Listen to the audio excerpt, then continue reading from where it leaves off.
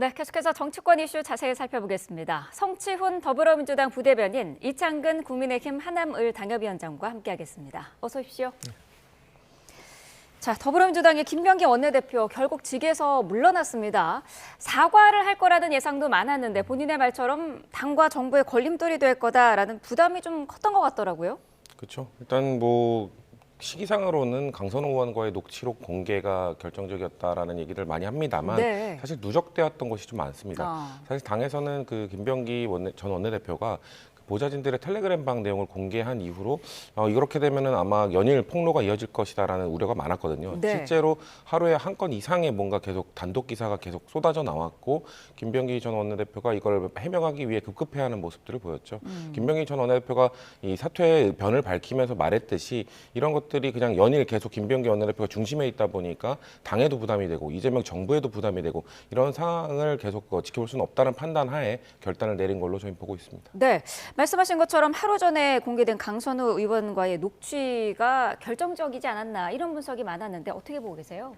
실제 그렇다고 봐야 되겠죠. 하지만 그 이전에 이미 보좌진을 통해서 나온 각종 의혹들은 그 자체만으로도 사실은 청탁금지법 위반이나 뇌물의 소지가 될 수 있는 그러한 사안들이에요. 네. 근데도 자리에 계속 연연하고 버텼단 말이죠. 하지만 이번에 터진 강선우 의원과의 그 녹취록은 우리 정치사에서 사실 없어야 될 그러한 돈 선거였잖아요. 그것도 공천과 관련해서 네. 그 명백한 상황이고 당시에 김병기 의원이 공천관리위원회의 간사를 맡았단 말이죠. 네. 그렇다면 이거는 단순히 넘어갈 수 없는 사안이에요. 하지만 직을 물러났다고 해서 이것이 그냥 희지부지 된다. 그거는 사실 맞지 않다고 봐요. 그리고 민주당이 내부 진상조사를 했다고 하지만 내부 진상조사로서 얼마나 명백한 사실을 밝힐 수 있을까 하는 그런 의문도 들어요. 그렇기 때문에 이 부분은 공천과 관련된 적어도 정말 돈 선거라고 하는 그런 잘못된 행태이기 때문에 철저히 수사에 의해서 밝혀져야 될 그런 사안이라고 봅니다. 네, 국민의힘에서는 이 원내대표직 사퇴뿐만 아니라 의원직도 내려놓아야 한다라는 입장이더라고요. 그렇습니다. 본인이 지금 어떻게 해명을 했는 것들이 다 거짓인 게 드러났고 그리고 말씀드린 바처럼 공천과 관련된 돈 선거 본인이 적어도 방조를 했다는 것은 같이 책임 있는 거예요. 네. 돈을 받은 강선우 의원 측에서도 사실은 돈을 받은 적이 없다. 하지만 이거는 누구나 봤을 때 합리적으로 의심이 드는 대목이잖아요. 돈은 줬는데 그게 공천 대가는 아니다. 돈은 받았는데 공천 대가는 아니다. 근데 또 이제 와서는 돈을 받은 사실도 없다. 준 사실도 없다. 믿어지지 않죠. 그렇기 때문에 본인이 해야 될 일은 단순한 원내대표직을 그만두는 게 아니라 의원직을 사퇴하고 본인이 왜 보좌진들하고 그러한 관계가 됐는지 그리고 본인이 보좌진에 의해서 터진 상황들이 뇌물과 청탁금지법에 위배되는 그런 상황임에도 불구하고 의원직을 유지한다는 것은 도덕성에도 논란이 있습니다. 그렇기 네. 때문에 의원직까지 사퇴해서 본인이 국민들한테 사과를 하고 수사에 철저하게 임하는 것이 본인이 마지막 도리다 이렇게 생각합니다. 네, 어제 정청래 대표가 강선우 의원에 대한 거는 당 윤리감찰단에 진상조사를 지시를 했는데 김병기 전 원내대표와 관련된 의혹은 그 감찰 지시 내용에서 빠졌더라고요. 왜 그런 걸까요? 글쎄요, 일단 수사가 진행되고 있고 고소고발이 이루어졌기 때문에 이 기관에서 밝혀낼 부분이라고 저희는 보고 있고요. 윤리감찰과 관련돼서는 아무래도 이 공천과 관련된 부분이고 이 공천과 관련된 의혹은 당시에 있었던 22년에 민주당의 서울시 전체 공천에 대한 의혹 이거를 국민들께 드릴 수 있는 문제이기 때문에 네. 당 차원에서 좀 사전에 그 감찰하는 것이 필요하다는 판단을 대표께서 하신 것으로 보여지고요. 저희도 매우 심각하게 보고 있습니다. 사실 그 녹취 안에 답이 다 나와 있습니다. 김병기 전 원내대표가 그 녹취 안에서도 이건 법적인 책임뿐만 아니라 더 심각한 문제로 이어질 수 있다. 또 국민들이 보시기에도 납득하기 어려울 거다라는 얘기 등등의 발언들을 하고 있기 때문에 네. 사실 그 녹취 안에 우리 당이 이거를 어떻게 대처해야 되는지도 어떻게 보면 나와 있다고 볼 수도 있고요. 그리고 1억 원에 대해서도 이미 받았다는 얘기가 거기 나와 있기 때문에 그게 문제가 되지 않으려고 했다면 1억 원을 준 사람을 공천을 주지 않았어야 되고요. 네. 그리고 즉각적으로 돌려줬어야 되고요. 근데 돌려주지 않았고 그 다음날 단수 공천 결정이 됐기 때문에 당에서도 이거에 대해서 심각하게 바라보고 이거를 감찰을 하고 있다라고 말씀드리겠습니다. 네, 강선우 의원의 고발장도 경찰에 접수가 됐는데 뇌물죄가 뭐 반환 여부와는 상관없이 성립될 수 있다라는 그런 분석도 있던데요. 어떻게 보고 계세요? 당연하죠. 왜냐하면은 뇌물이라고 하는 것은 어떤 대가를 바라고 주는 거지 않습니까? 근데 말씀하신 것처럼 다음날 단수 공천이 나왔단 말이죠. 네. 그 자체만으로 봐도 돈을 돌려줬는지 안 줬는지는 확인할 수는 없어요. 하지만 증명이 된 거예요. 그리고 본인이 뭐라고 그랬습니까? 당시 공천위원회의 간사였던 김병기 의원 보고 살려주세요 그랬어요. 그 말이 저는 모든 걸 뜻한다고 봐요. 그렇기 때문에 당연히 뇌물죄는 성립한다고 보고요. 나아가서 강선우 의원도 여기에 대해서 돈을 받은 적이 없다고 하는 그런 거짓말 할 게 아니라 돌려주지 않았다는 것도 지금 나오고 있는 거잖아요. 근데 이제 와서 공천과 대가가 아니다. 그런 주장하는 거는 다시 거꾸로 얘기하면은 돈은 받았는데 공천 대가는 아니다. 그건 무슨 명목으로 받았다는 거예요? 받았다는 건 본인도 인정하는 거 아닌가요? 그렇기 때문에 저는 강선우 의원도 여기에 대해서 분명한 입장을 다시 밝히고 철저히 수사에 임해야 된다고 저는 생각합니다. 네, 다음 달 11일에 이제 최고위원 보궐선거를 할 때 원내대표 보궐선거도 같이 치러지게 됐는데 당내 분위기도 궁금하고요. 뭐 친명 대 친청 구도가 더 뚜렷해질 거다 이런 이야기도 나오고 있던데요.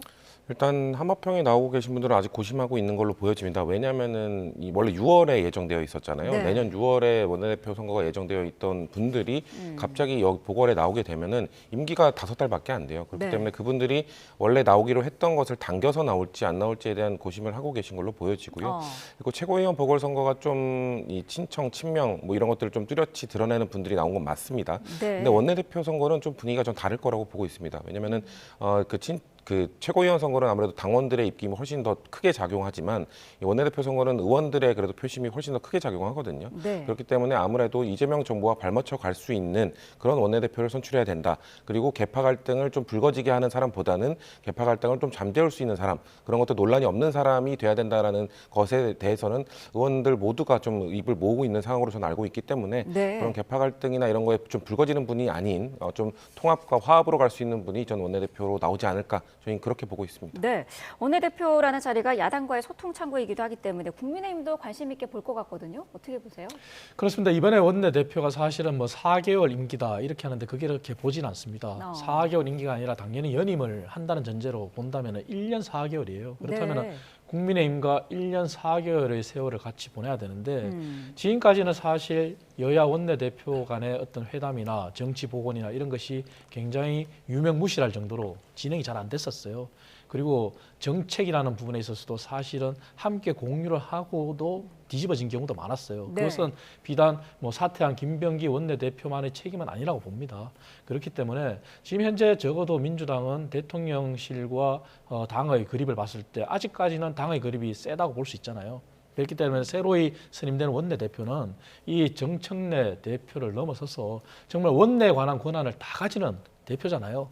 그래서 정치를 복원할 수 있는 그러한 정책 전문가가 되는 것이 국민들 민생에도 더 도움이 되지 않을까 그런 생각을 해보고요. 그래서 네. 아무쪼록 누가 되더라도 이번만큼은 과거를 거울 삼아서 이제 4개월이 아니라 1년 4개월이라는 세월을 가지고 정말 정치를 복원하고 민생을 위해서 야당을 품을 수 있는 그런 원내대표가 나오기를 바랍니다. 네, 국민의힘 상황도 짚어보겠습니다. 당원 게시판 사건과 관련해서 조사 결과가 발표됐는데 한동훈 전 대표에게 책임이 있다라는 결론이 나왔습니다. 그동안 뭐 사실 추측 기사는 많았습니다만은 최종적으로 결론을 냈다 이렇게 보면 될까요?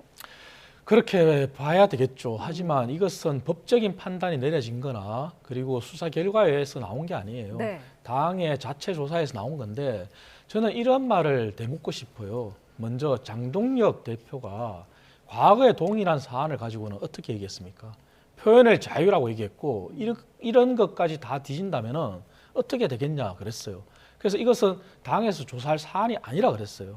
그리고 당이 분열로 가는 그러한 어떤 출발점이라 그랬어요. 네. 근데 지금 와서는 입장이 바뀌었다고 해서 이렇게 조사를 지시를 하고 당무감사위원장까지 바꾸면서 일을 키운단 말이죠. 근데 장동혁 대표는 민주당을 향해서 우리가 단합해서 싸우자 그래요. 이게 과연 싸움이 되겠습니까? 분열을 자초하는 거잖아요. 그리고 더 나아가서 저는 이런 말을 묻고 싶어요. 물론 잘못된 법이고 대통령께서 재가를 하지 않는다면은 헌법재판소의 위헌 여부의 판결을 받아야 되는 법 중에 네. 허위 정보 조작 건절법이라고 하는 소위 말해서 표현의 자유를 침해하는 모든 언론의 사설과 논평까지도 이제는 누가 그것을 허위고 허위 조작으로 판단하냐 그런 모성을 담고 있는 이 법에 대해서 국민의힘이 강력하게 반대를 하고 규탄했어요. 이렇게 그 법에 대해서 규탄하지만 당원 게시판에 쓴 글도 그것이 조작이고 여론 왜곡이고 그걸 누가 판단하는 거죠? 동일한 잣대로 놓고 본다면은 익명성이 보장된 당원 자유 게시판에 그 판단을 당에서 자의적으로 했다는 거잖아요. 네. 그렇기 때문에 이것은 우리 당이 표현의 자유를 직접 언급하면서 당내 표현의 자유를 억압시키는 거예요. 그래서 저는 이러한 두 가지 모순점이 있다고 보고 더 이상 이 부분은 확대해서 당이 단합이 되는데 도움이 안 되잖아요. 그렇기 때문에 이 정도 선에서 했으면은 계속 이것이 진행이 된다면 그것은 정말로 한동훈 전 대표를 축출하기 위한 과정으로밖에 인식이 안 돼요. 네. 그래서 장동혁 대표가 얘기한 대로 당이 더 단합해서 민주당의 잘못된 입법, 폭정, 실정에 대해서 비판을 하려면은 우리 스스로가 떳떳해야 돼요. 그렇기 때문에 그러한 점을 되돌아봐서 이제는 이 정도 했으면 됐다. 그래서 마무리할 때가 됐다 이렇게 생각합니다. 근데 그동안 당 일각에서도 그렇고요. 단합을 하기 위해서 이런 부분 털어내야 될 거는 좀 빨리 털어내야 된다. 이런 목소리가 있기도 했었거든요. 근데 뭘 어떻게 털어낸다는 건지 죄송합니다. 알 수가 없습니다. 왜냐면 어제 저도 당무감사의 결과 내용을 봤는데요. 네. 그러니까 보통 당무감사위가 어떻게 보면 검찰의 역할을 하는 거거든요. 그러니까 김종혁 전 최고위원은 당원권 징계 2년을 해달라. 그럼 이제 윤리위원회에서 판단을 내려주는 거잖아요. 근데 어제 한동훈 전 대표와 관련된 내용에는 구형량이 없고 죄명이 없어요. 그냥 좀 좀스럽고 민망한 일이 됐을 뿐입니다. 관리 책임이라는 죄명이 있습니까? 뭐 가족을 관리 못하면 가족이 댓글 다는 거 뭐 관리 못하면 그거에 대한 책임을 져야 됩니까? 연좌제도 아니고 그건 부적절한 내용이 나왔는데 그렇기 때문에 저는 이거를 털어낸다는 것이 계속해서 뭔가 당원과의 약속들을 얘기하더라고요. 당원과 당원 게시판 문제를 해결하겠다고 약속을 했기 때문에 이걸 어떻게든 해야 된다고 하는데 네. 당원 게시판 그래서 결국 그 죄명이 뭔지 그래서 저는 계속 얘기하는 게 국가 원수 모독죄냐 그러니까 그 당원 1호라고 하는 윤석열 전 대통령을 비롯한 정치인들을 비판한 게 왜 그게 잘못이 되는 거냐 그거에 대한 뭐 수위나 이런 것들 부적절한 표현이나 욕설이나 이런 것들이 그런 거에 대한 비판은 있을 수 있지만 그런 거 올린 것 자체가 뭐가 문제가 되는 거냐라는 걸 저희는 지적을 하고 있기 때문에 네. 지금 사실 그냥 한동훈 전 대표를 망신 주고 그리고 친한계를 축출하기 위한 과정에 불과하다. 그렇기 때문에 장동혁 대표가 뭔가 계속해서 변화하겠다는 얘기를 하시지만 결국 그 변화라는 거는 말씀하신 것처럼 친한계를 털어내고 나를 중심으로 변화하자. 이걸로밖에 보여지지 않거든요. 그런 네. 국민의힘에게는 국민들께서 공감을 해주시지 못할 거고 힘을 실어드리지 않을 거라는 말씀을 저희는 드리고 싶습니다. 네. 사실 한 전 대표는 며칠 전에 장동혁 대표에게 손을 내밀기도 했는데 이런 상황에서 연대는 힘들지 않을까 싶어요. 장동혁 대표의 태도 변화에 달려 있겠죠. 더 크게 본다면 왜 국민의힘을 국민들이 특히 중도층이 지지하지 않을까 하는 것은 결국은 태도잖아요. 태도 변화가 없는 상황에서 우리 당이 아무리 정책을 내놓고 하더라도 국민들의 마음을 돌릴 수 있겠습니까? 그 태도 변화는 결국은 윤 전 대통령에 대한 분명한 입장 표명, 윤 전 대통령을 비호하고 옹호한 세력들에 대한 어떤 이선 후퇴 이런 거를 국민들이 원하잖아요. 그런데 그런 부분은 입장을 밝히지 않고 윤 어게인을 외치면서 오히려 당내 분란을 더 쌓고 있단 말이죠. 그래서 한동훈 전 대표도 분명히 얘기했잖아요.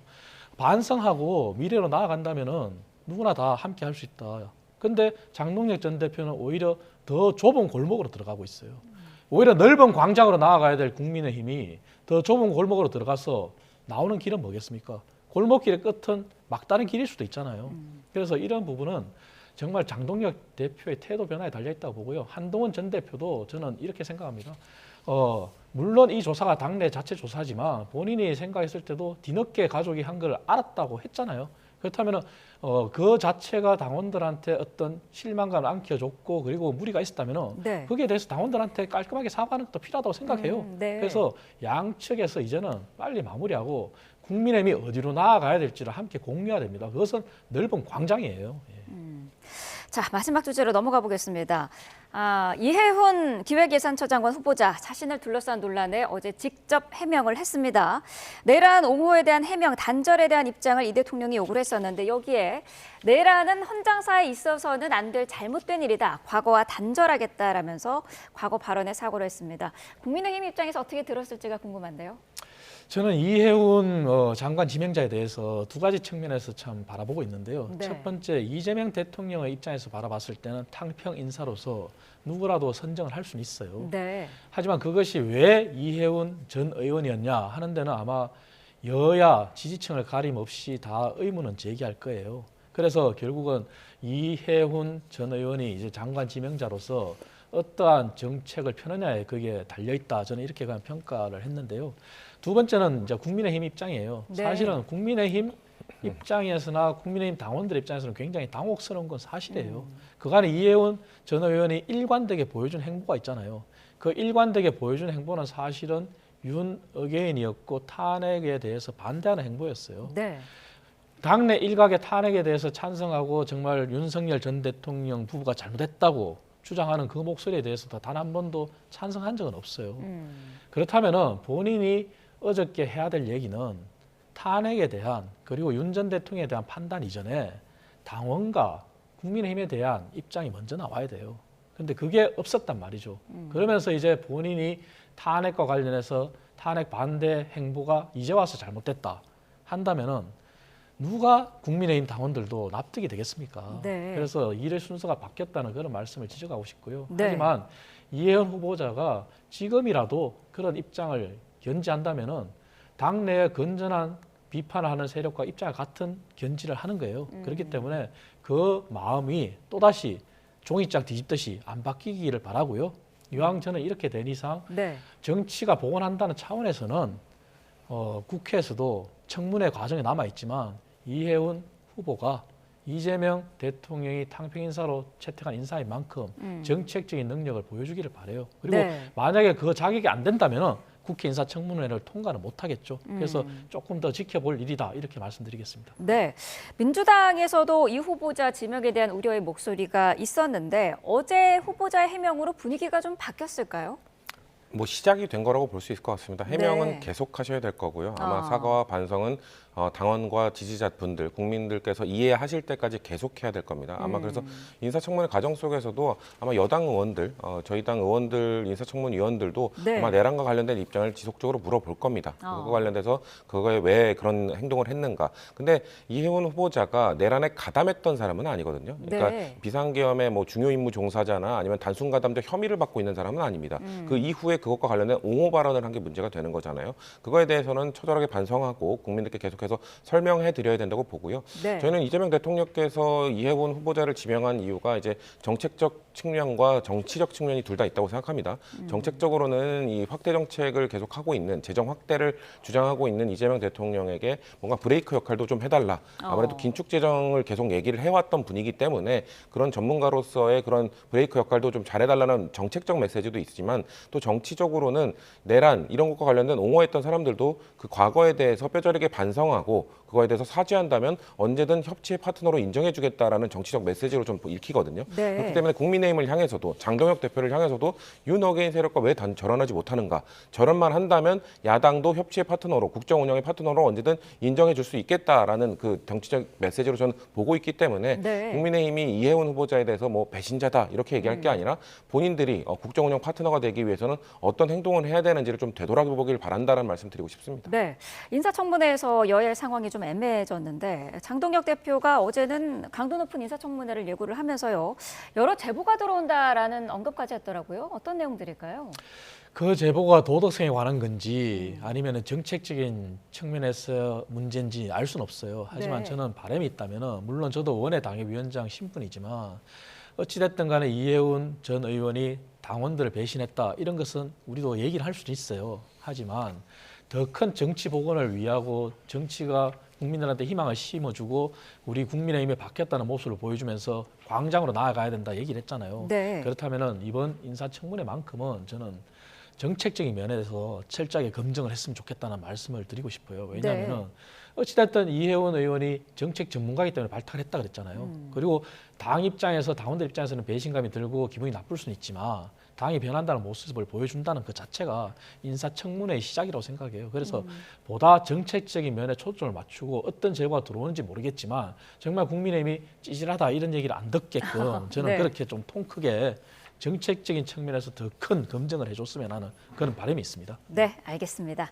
자, 오늘 두 분 말씀은 여기까지 듣겠습니다. 성치훈 더불어민주당 부대변인, 이창근 국민의힘 하남을 당협위원장과 함께했습니다. 고맙습니다.